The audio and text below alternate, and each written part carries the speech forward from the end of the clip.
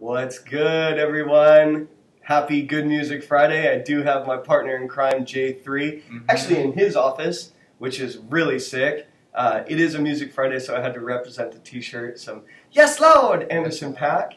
But on this special day, we do want to come to you with our thoughts on the new Kanye album, simply titled Yay. Now, he did have a live, I don't know if you streamed it or not, but he had a live music session. He had Chris Rock, he had he had 2 Chainz, Cudi was there. He had a lot of people in Jackson Hole, Wyoming, which was pretty crazy. And I was watching a little bit of the tweets kind of unfolding there, and it was like, hey Kanye, when are you going to start this thing? But apparently he was mostly watching the NBA Finals. Really? So that delayed the album start. And it was kind of introed by Chris Rock, and Chris Rock said some funny stuff. Nice. I didn't read the transcript or anything, but then we jumped right into the album. I was fast asleep by then, but I woke up, and on the way in, because it's only 7 tracks, I was able to kind of listen to it. Yeah. So, my own take, and I did write some notes down. I'm trying to find that camera. Don't copyright his notes. Yeah, don't copy. But really, my first expectation was this was going to be coming in hot, full of bangers, maybe a little bit political because of all the MAGA stuff and Trumps and tweets. And then one particular thing that really caught my eye was Pusha said that he had a Lift Yourself single. This was the one that he came out and he was like, boop, scoop, boop, boop, boop, boop. But the beat was fire. So he said there's an actual like real version of that song. So I was like, oh man, this is gonna be sick. It's gonna be like super exciting trap Kanye, 2018 Kanye. What I got was 808s light. 808s without the bangers. I don't know if you were expecting the same thing or I was, yeah. First one in a while since, what was it, The Life of Pablo? Or 2016. So you're expecting him to come out hot, especially with only 7 songs. Yeah. You would think he'd condense the regular kind of average of 13, 14 songs of greatness into 7 really good ones. I was hoping, right? Yeah, but like 7 songs, just killed it on the way. Thanks to shout out San Diego Traffic for allowing me to get that playing real quick this morning. But yeah, Tyler texted me this morning, told me to get ready for it. I was excited, slept good last night to listen to it, but 2-3 songs in, I was about to text him and say, what is this? What am I listening to?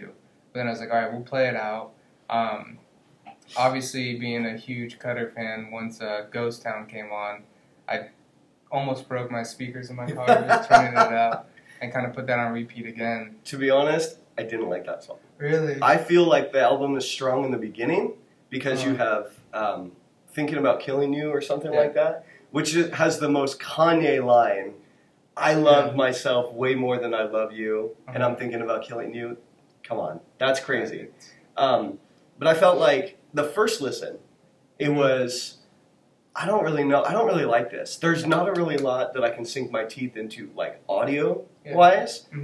There is a lot of good content as far as where his head's at. One of the notes that I made, I think it was on Yikes, towards the end he gets really aggressive and he's talking about, that's my bipolar, that's my superpower, and then he just goes into this like guttural scream, and I was like, that's kind of cool. Like, you know, bipolar disorder is something that affects a lot of people, and for him to come out and be like, yo, that's my superpower, I'm using it as like strength, I thought that was kind of cool. Yeah. But I really feel like after 2 or 3 songs in, it gets way introspective, and the beats calm down a lot. And then Ghost Town, I think, is the second to last track. Yeah. And I know you're a big Cutter fan. But it was just too much. It was too like alternative rock kind of to me. Whereas I was fully expecting like, give me some trap, give me some Daytona, because I love Daytona. Like I have been playing that one nonstop. So I mean, what did you think of the surprise guest? Obviously, everybody wasn't featured, but you can tell that's Cutter. You can tell that's, I think, Ty Dollar Sign, Ty Clef Sign on there. That was kind of cool. It was, yeah, and I was waiting for it too, because I saw it and I was like, first thought for like a split second, no features, but then it's like, they'll just hide it in there, he just didn't listen at That's a big practice this year, is a lot of people just putting the track list, and then you play it and you're like, oh, that's sick. Like Kendrick's surprise on, I think the Vince Staples. Yeah, Vince Staples that was album. cool. Yeah. And it's like, so, and he came on kind of late, like a minute and a half or 2 minutes in, so it's like if you don't listen to it all, you're just like 1 minute goes in, you're just like, you skip it, you miss it. Yeah. So it's like, it's a curse and a blessing to do that, but it is a better blessing to hear them kind of pop on. Yeah. It's kind of an extra surprise, even if you're not feeling the song like I was. To hear another voice come on there, like it's very cool, and it gets you more invested in the track. I'm going to at least finish this to kind of hear what they say. Exactly. Like with the Ghost Town one, I was like, all right, like, whatever, but then obviously when my boy came on, I was like, all right, like, this is cool. But if I saw his name, I would have got that excitement at first. You would have clicked right into it. Yeah, exactly. I'm not as excited. I mean, I did like the shout out or the call out of Tristan Thompson. When big basketball fan. Yeah, when he... Or he was like something about these thoughts on Christian Mingle, and that almost made Tristan That was a great line. Yeah, that was good. So, with him with his Kardashian connection, so he had to, I guess, rep the fam on that one. Yeah. But I think the Kardashian curse affected him on this album. What's the Kardashian curse? Have you heard about it? So basically every sports player that gets involved with the Kardashian, whether it's dating or getting actually married, they just do, performance-wise, they do very poorly. It's like when Tristan got together with... Chloe, I think? Chloe, yeah. He just That's the extent of all I know. That's the extent of my knowledge. Chris Humphries, when he was with Kim, Reggie Bush, when he was with Kim, they just went downhill. Pulled out Reggie Bush. Yeah. Throwback. San Diego, Reggie. Yeah, for real. But the curse is real, as we can tell here. Yeah. And one of the songs... One of the comments I saw, I can't take credit, but I saw was, like, this is, instead of, like, 808s, it was, like, 070s, because that one guest on Ghost Town was, like, the new Brooklyn. Yeah, I heard about that. Yeah, it's, like, 070s and Heartbreak, something like that, which is funny. I thought that, lyrically, he sounded really aggressive, and he sounded passionate, and he was like, let's go, I got a lot to talk about. Yeah. But the beats, to me, didn't line up. Like, I was just really expecting... In this day and age, and this sound, trap, slapping beats, like really, really guttural kind of Daytona type stuff. Just probably because Daytona came out a week ago. And it's in-house, it's good music, it's Kanye produced. So I'm like, okay, let's go with this. Kanye, I know you got something to say. So it just threw me off. Not to say that it's bad or anything. I would really like align it with his 444, the Jay-Z album. Yeah. But even that's not as, like, pristine. Because Jay-Z really, like, shed his whole persona, the Jay-Z persona, and he was Sean Carter. And he was apologizing to Beyonce, and he was talking to his kids, and he was talking about, he was, like, giving game. One of my favorite lines from that album is the story of OJ when he's like, I drove every V12 engine, wish I could take it back to the beginning. And then he's talking about how he could have invested in... literally like a block of real estate, not a building, but a block of real estate for like $1 million. And now it's worth like $20 million or something crazy. Just to kind of put you in perspective of like kind of going into the conversation of the new guys this day and age, like the little pumps and whatever. Yeah. They're all about flash, and they're like a flash in the pan. Where we've got these old heads like Jay-Z and Kanye, he's 40 years old, coming in and saying, guys, look, like there's more to life than this rap stuff. So... Like J.O.O.D mentioned too. Yeah. About the investing in the houses rather than cars. Yeah, J.O.O.D I think is in his 30s. Yeah, he's on the younger side. Yeah. But he has that maturity of them. Definitely. And maybe even more so. Yeah. So that was my take on it, and I know that I will be playing it over and over, and we have more good music releases next week. But kind of the long and short of the Kanye there. I do want to talk about Tweets is Watching. This is maybe a new segment just in the fact that we, as hip-hop fans, are enjoying a renaissance in hip-hop beefs.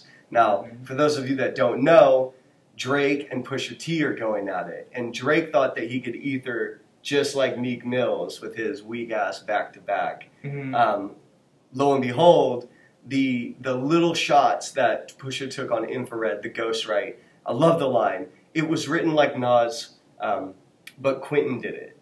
Talking about Quentin Miller, his ghostwriter, and all that. He literally baited Drake into coming out with W Freestyle, which I'll admit is a decent song. I like the beat. The rapping is whatever. It's the normal shots. I'm Drake.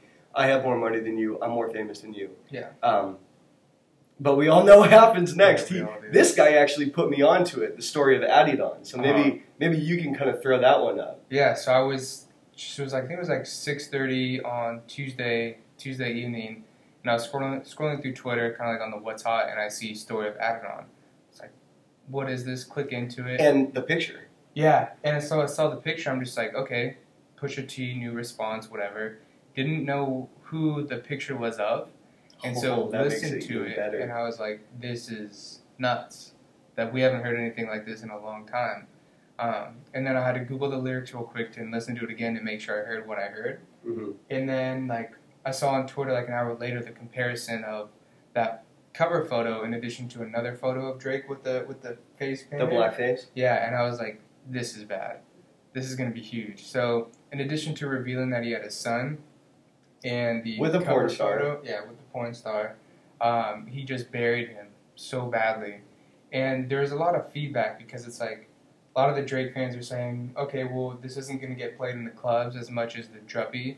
That's not what beef is about. Exactly. Drake has made it to that point where you can win by having a hot song.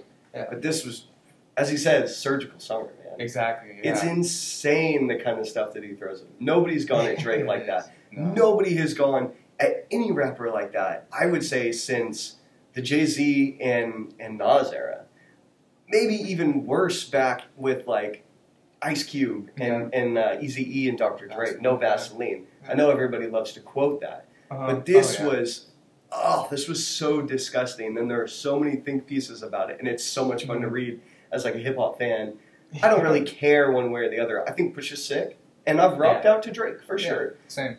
My personal take is this: Drake will take the L, as he should. But this is not going to end him. And I don't even know if Push is trying to end him. This is just a dirty diss, which I love. I'm really enjoying it, and I'm enjoying reading kind of the thoughts behind it. And I think my favorite part is when he goes kind of a cappella, and he's like, tick, tick, tick, how much time that man got? He sick, sick, sick. And then he takes Drake's like 6 God sound, and he does that. Oh, man. It's ridiculous. Nice. And I kind of want, you're right, I don't think he will. I mean, it could be 50-50 whether Drake responds or not. But then... I'm on right now, and I'm waiting for the Drake response. Literally, my Google search says, Drake responds. Has Drake responded? Like, I'm waiting for it, man. He's got the call. Like, have you seen his explanation?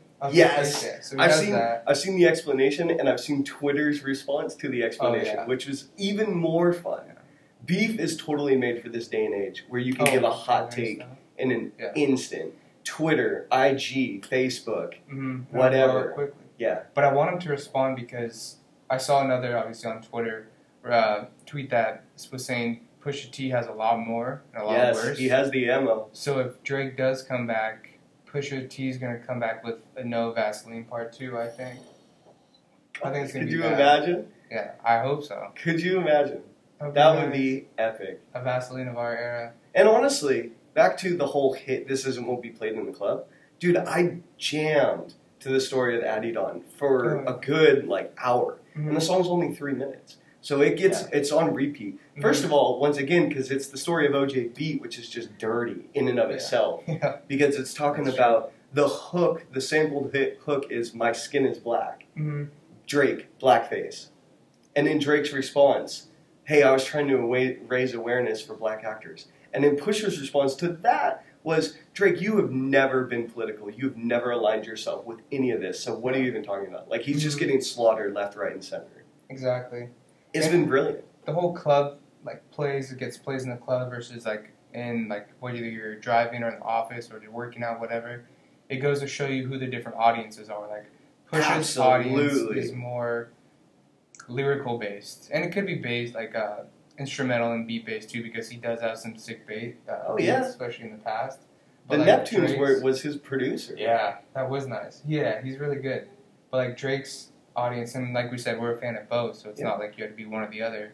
But if you're in the club, what are you doing? You're drinking. A lot of people are on drugs and stuff, so it's obviously anything is gonna sound good to you. Techno, all that dubstep crap is gonna sound good to you. But if you play the story, you're gonna need to pay attention to listen because it's a not mind game, but you have to work your mind with it. Yeah. Whereas with Drake's songs, just like you definitely want to follow, and it almost like rewards repeat listens because you hear more of it, and then you hear the double entendres and exactly. And what I was saying when I was kind of doing the research and like just diving more into this beef, like you had told me, I didn't know what Adidon was. I didn't know who was going, what was going where. But apparently it's Drake's son, and it's his not even announced yet Adidas campaign, which he was going to reveal his son and the new stylings or whatever. And like you said, now anytime someone Googles that, the song's gonna come up, that picture's gonna come up, the articles are gonna come up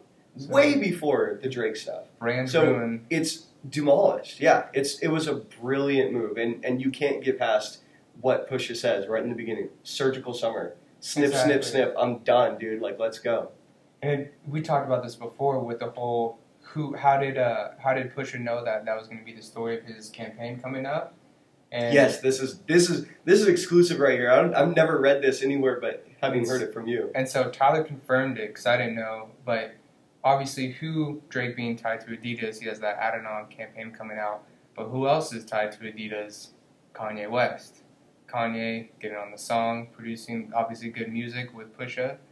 Something's got to slip there. So it could be, he brought this point up, Young Money versus good music. So that would be a fun little battle. To see I think that's wishful thinking to encompass both camps of artists. That would be incredible. That would be. But going back to Kanye, just one other thing that I really liked was Pusha's so like braggadocious. He's like, "How dare you put yay in my verses? I'm selfish. I want all of the curses." Yeah. Dude, the guy's insane. He's like, no, don't talk about my people. I'm talking about your people, and talk to me. Talk back to me. Mm-hmm. Dude, what a time to be alive. What a time to be a hip-hop fan. As fans of both guys, I'm just sitting here eating popcorn and enjoying the hell out of this. Exactly. So, I think we can end it there. I appreciate the time and the office space. And you all out there, have an awesome weekend. Later. Surgical summer. Snip, snip, snip.